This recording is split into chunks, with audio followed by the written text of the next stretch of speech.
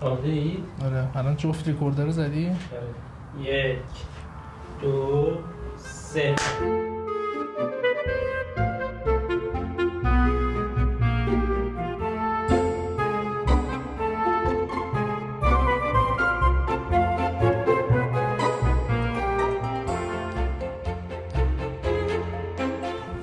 خب سلام، خوش اومدید به پادکست فوک یا فوکست. اینجا ما امیر عباس رو داریم چکرم و قراره همینجوری با هم دیگه یه سری حرفا رو بزنیم دیگه. چه خبر امیر؟ خدا رو شکر خوبم. چند وقت هم دیگه رو میشناسیم؟ 10-12 سال رد کرده فکر کنم. واقعا 12 سال شده؟ آره حاجی. خب من دبیرستانی بودم، ما تو اون گروه با هم آشنا شدیم. اون گروه عکاسی. آره. هنرستانی بودم درس. آره یه ذره عکاسی کردیم، بعد یهو من رفتم کافه کار کردم، بعد هی شغل عوض کردم، ولی تو همچنان آره. استیبل رو همون شغلی که داشتی. گرایششو عوض کردم ولی هنوز تو همونم. تو همون سن. آره تو همون سن. میخوای بگو چه کاری می‌کردی؟ قبلا که عمالی می‌کردم. همون کافه یعنی کار می‌کردی؟ آره. قبلش که شروع کردم کافه، اولش شوخی بود، مسخره بازی بود، فقط واسه اینکه پول در بیارم بود. ولی الان فکر کنم تنها کاری که در جهان میتونم انجام بدم کار کردن تو صنف کافه است. یعنی اصلا شوق تو ایجاد میکنه. انقدری که مغزم تو این صنف کار میکنه، مطمئنم تو جای دیگه عملا مغزم استفاده نداره.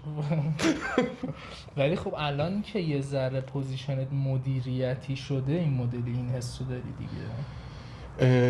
اینم تاثیرگذاره، ولی راستش از یک جایی به بعد متوجه این شدم که یه سری چیزا هست که آدم دوست داره داشته باشه ولی نداره. مثلا من چه میدونم، دوست داشتم موزیسین بشم، واقعا دوست داشتم موزیسین بشم یا خواننده بشم.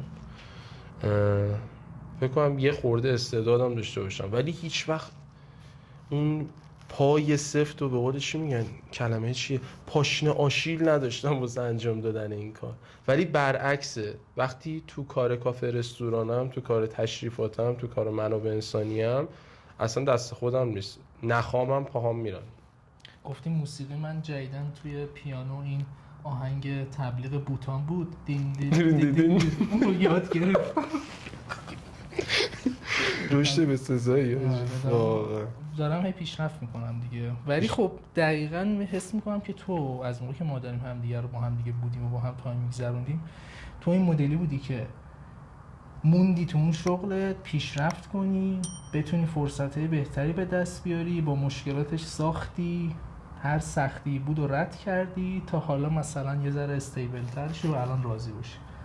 یعنی دقیقا من برعکس تو بودم. آره. من تو این 10-12 سال هر یه ماه یه چیز تازه 15 تا شغل عوض کردم. یعنی کافه کار کردم، بعد یه تایمی فاز عکاسی گرفتم، رفتم تو هیته عکاسی، یه تایمی اومدم مثلا فیلم نامه نویسی کردم، نویسندگی کردم، نمایشنامه نوشتم، یه فیلم کوتاه ساختیم ما هم دیگه. بعد رفتم تو فاز مثلا کارهای گرافیکی رو بشینم پشت سیستم و اینا. بعد یهو شغلم شد نگهبانی، به خاطر درآمد کمی که داشتم مجبور شدم این سری کارهای عجیب غریب انجام بدم.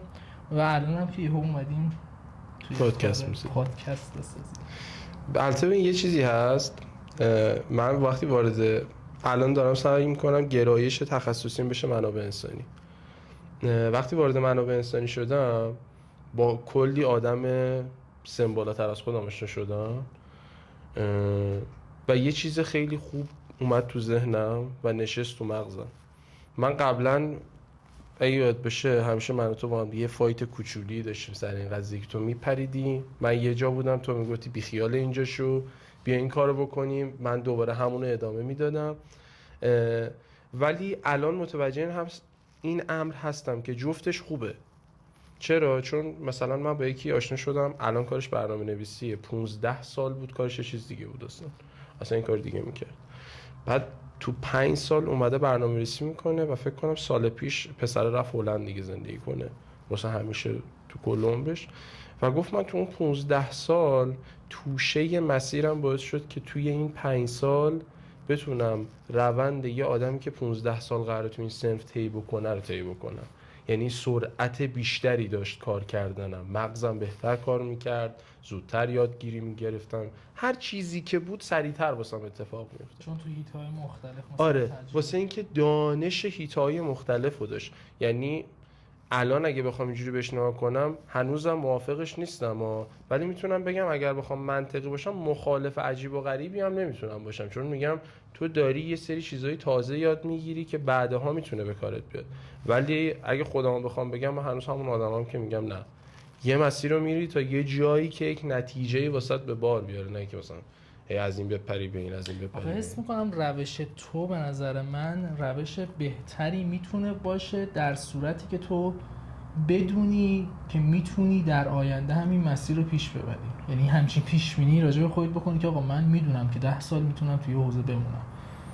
یعنی اینجوری هم آره میشه بهش نگاه کرد. محابا نظری تو این کار که مثلا بگی حالا میریم جلو ببینیم چی. نه یه جا جوونیمون که بی‌محابا بود. یعنی مثلا 4 سال پیش 5 سال پیش اصلا دغدغه‌ای نه، مثلا میرفتی تو کافه همینجوری یلری شروع میکردی کار کردن و دغدغه‌ای نبود اصلا. مثلا یه مدت هم یاد بشه مثلا من بیکار بودم، من تو میگفتی بیا برو کار بکنی اینا، منی که یه جا کار میکردم بیکار بودم، تو میگفتی بیا برو سر کار.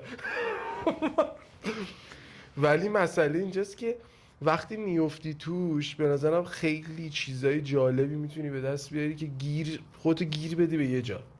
ولی بستگی داره بازم با آدم. خیلی از آدما هستن که خودشون گیر میدن به یه جا، 10 سال میگذره، بعد 10 سال میفهمن مثلا کل مسیر رو اشتباه اومد. اونا میدونی چرا این مدلی ان؟ یه سری آدما هستن مثلا میگم به خاطر ترس از بیکاری، اونم به خاطر شرایطی که ایران داره، مثلا یارو میگه من 2 ماه بیکار بمونم خیلی عقب میمونم، به خاطر ترس از بیکاری مجبوره که شغلی که داره رو ادامه بده.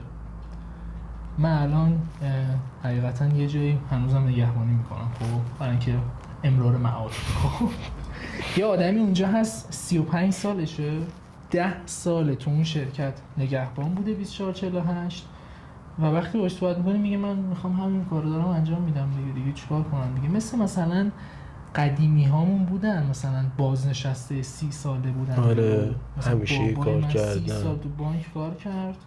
خب شاید تو ذهنش خیلی از حرفه ها و علایق دیگه بوده، ولی خب همیشه به خاطر اون امرار معاشه، اون ترسی که اگه بیکار بشم حالا چی کار بکنم، زن و بچه‌مو چی کار کنم، خودمو چی کار کنم، جامعه یه جوری شده که فردا بلند میشی و میبینی شیر شده هم قیمت موز شده هم قیمت سکه. خب مثلا باعث میشه که ادامه بدی کارتو دیگه، حالا هر چی که هست مجبوری پیش بری. ولی واسه امثال تو و خود تو این مدلی نبوده. تو میخواستی که پیشرفت کنی و موندی که پیشرفت کنی. ولی من چه مدلی بودم؟ من این مدلی بودم که هر موقع به نقطه اوج و به اون نقطه‌ای که ممکن بود یه ثمره‌ای داشته باشه اون شغل ولش می‌کردم. نمیدونم تو هم آدم جالبی هستی. ولی من مثلا تو خودم یه چیزی رو فهمیدم، من از این که احساس کنم تلاشی که میتونستم بکنم و نکردم حس بدی بهم میده، خیلی اذیتم میکنه. گوشیت زنگ خورد. از پشت دوربین گفتن جلو دوربینیا گوشیاشون سایلنت کنن بعد خودشون سایلنت نکردن. بفهم گفت درست کشیدم پای. ببخشید. ولی من واقعا اذیت میشم اگه بدونم میشد یه کاری بکنی و نکردی. ولی اینم بده، خیلی بده. اینم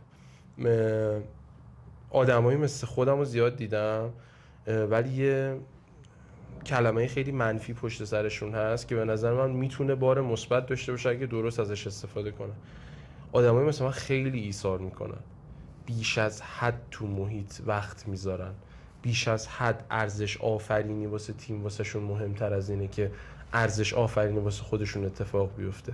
واسه همین یه کتاب الان دارم میخونم اسمش بدبستون که حتی خیلی دیگه خودمونی شد، بدبستانه.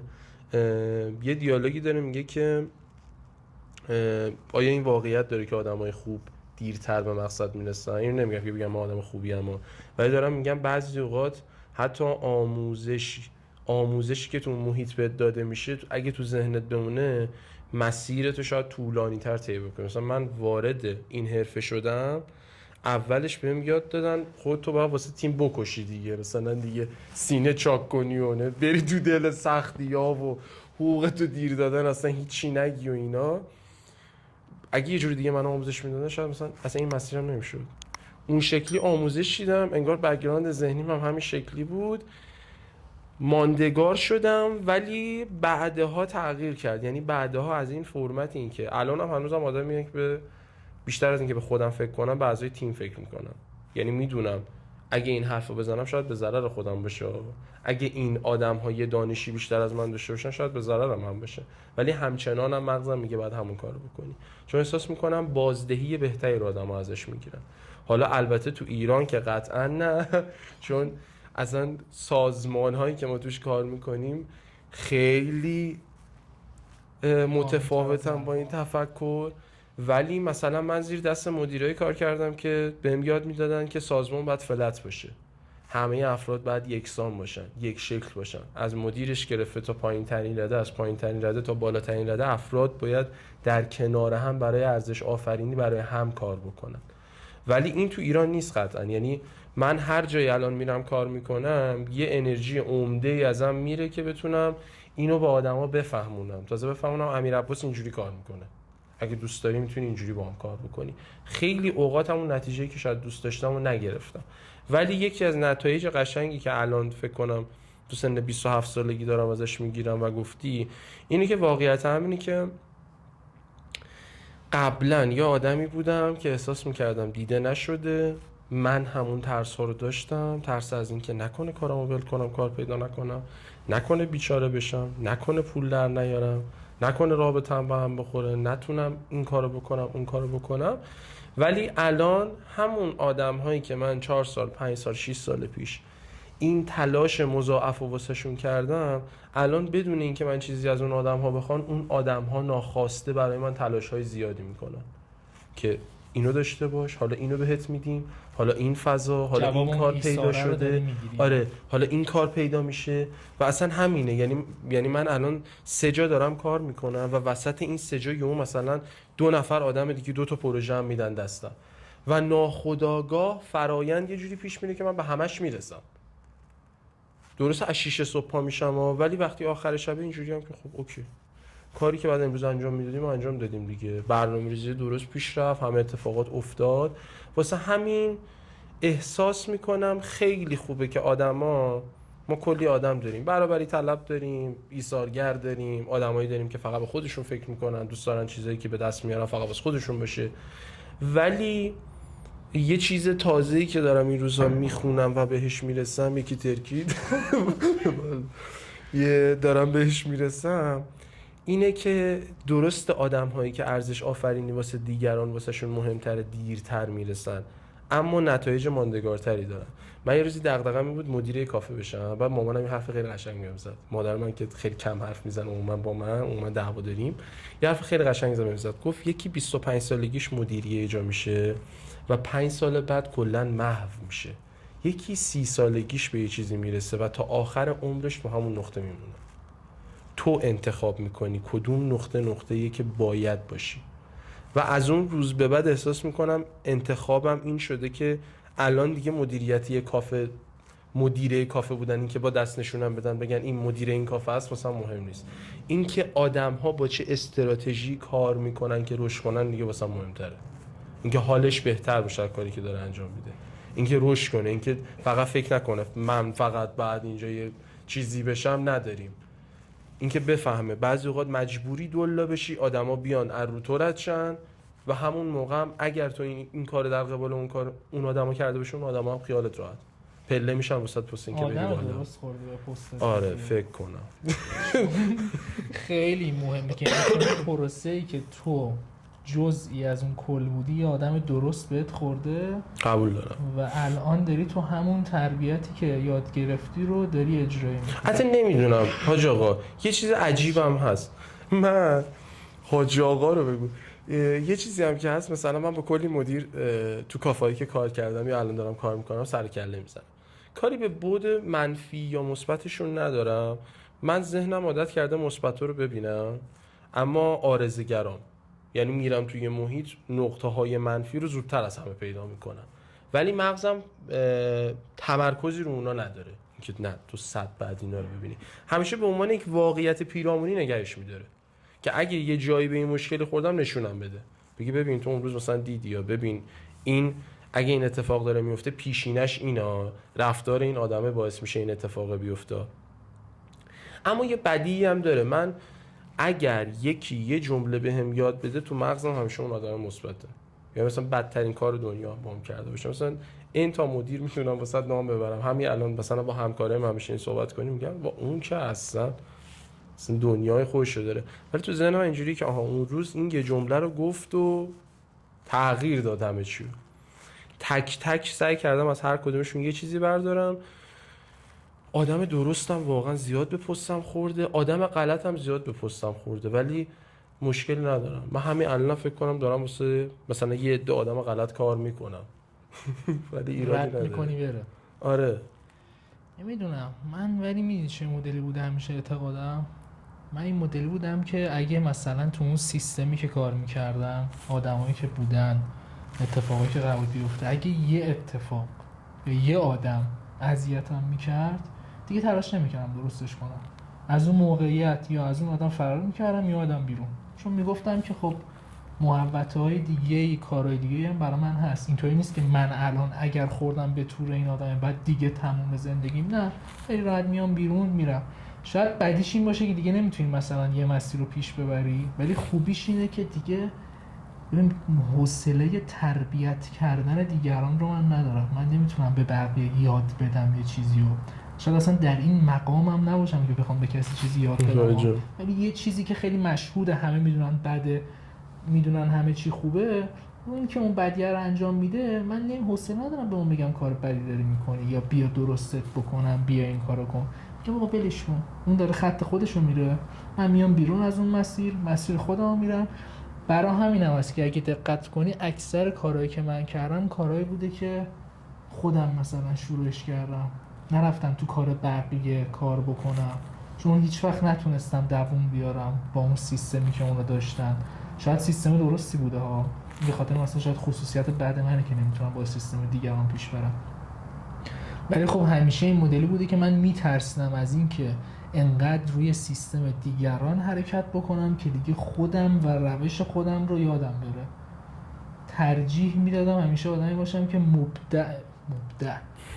مخترع، یعنی اون مبدع. آفرین. قشنگ.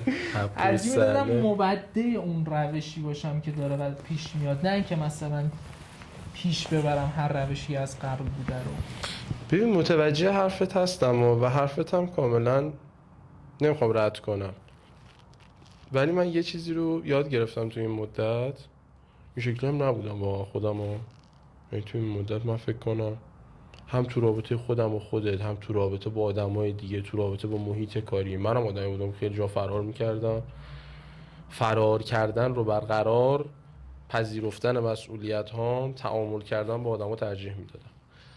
ولی یه چیزی که تو دنیای امروز هست، در نهایت ارتباطات حرف اولو میزنه. تو در نهایت مجبوری با یک محیط گسترده از آدم‌ها تعامل کنی، نمیتونی فرار کنی ازشون. یه جایی از زندگیم خیلی زیاد فرار میکردم، الان خصوصا از خودم فرار میکردم.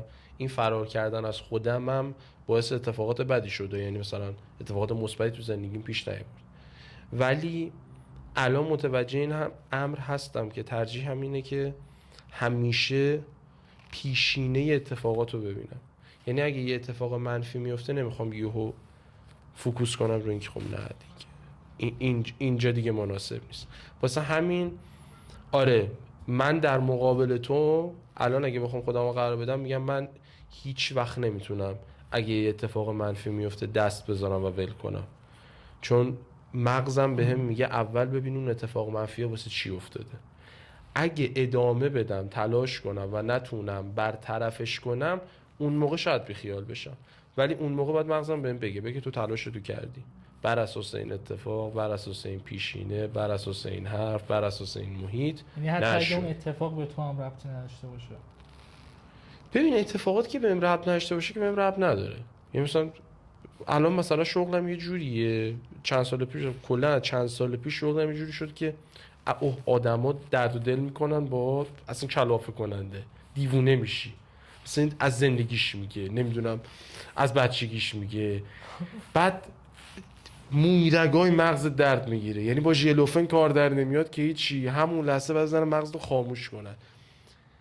ولی هر چقدر که این اتفاق افتاد، یک، متوجه اینم شدم که مرزبندی هم اشتباهه. یعنی تو زندگی بر اساس اشتباهاتی که کردم، بر اساس ارزش‌هایی که برای آدمای بی ارزش گذاشتم، فهمیدم که یه مرزبندی غلطی دارم. درست ایثار میکنم، ارزش آفرینی واسم مهمه، ولی دیگه قرار نیست همه تو پر و پاچم باشن. بالاخره یه حدودی دارن همه. مثلا الان دارم رو حدودم کار میکنم، واقعا رو نحوه ارتباط گیریم با آدما، که اوکی اگه همکارم این یه حدودی داره، یه اندازه‌ای داره بودنت، ولی هستم دیگه، تو این اندازه هستم، یه اندازه‌ای رو واسش میذارم که بشه متر و معیار قرار داد. ولی قبلا اینجوری نبود، قبلا بودم دیگه، کلا بودیم و دور هم دیگه خوش. آره، و آدم‌ها خیلی حرف می‌زدن، حجمه افکار آدم‌ها رو تاثیر می‌ذاشت. یعنی چون کلی آدم دورم بودم و مثلا پوزیشنم داشتم، پوزیشنم و حرف آدم‌ها واسم مسئولیت‌های الکی به بار می‌آورد. مثلا جلسه می‌ذاشتیم تو محیط کاریمون، 20 نفر آدم میشستن، 20 نفر آدم میگم، مثلا یکی اون وسط میگفت، بهش میگفتم مهمترین آدم زندگیت کیه؟ تویی. بعد من اینجوری بودم که یزید، من اصلا که خودم نتونستم شلوار تنبون خودم رو درست بکشم تو زندگیم بالا، چرا باید مهمترین آدم زندگی تو باشم؟ کم کم متوجه این امر شدم که خب اوکی، ارزش آفرینی اوکیه، ایثار اوکیه، تیم اوکیه، همه این تفکراتی که تو یاد گرفتی اوکیه، ولی این اون مسیری نیست که باید بشه. یعنی اگرم مسیری هست که هست، مسیر من نیست.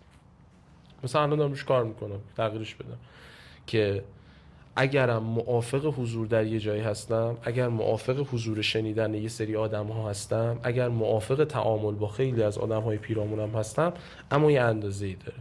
اندازه‌شو هیچ وقت دیگه نمیخوام بذارم فراتر بره، چون وقتی فراتر بره دیگه راستیتش تو دست خودت نیست.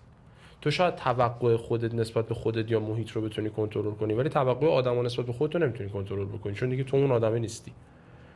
و نه تنها تو اون آدمه نیستی، بلکه تو باعث شدی اون آدم اون تفکر داشته باشه.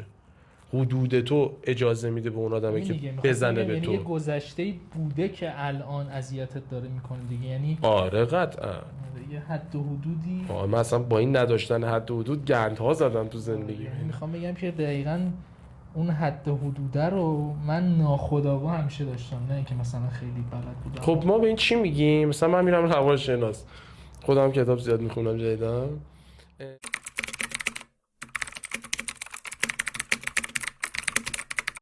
واقعا تک بود اون دوره‌ای که همه یالقوزآباد بودن، اون قشنگ ته پاریس بود واسه خودش از لحاظ هنرمند بودن و هنر. صادق هدایت دوران خودش بود. آره واقعا آدم خفنی بود. اصلا قرار نیست اسمش رو مثلا بگیم. سیستم مدیری بود که توی دانشکده من یک چیز بدی که انسان ها اون دوره مصرف میکردن رو بهش دادم.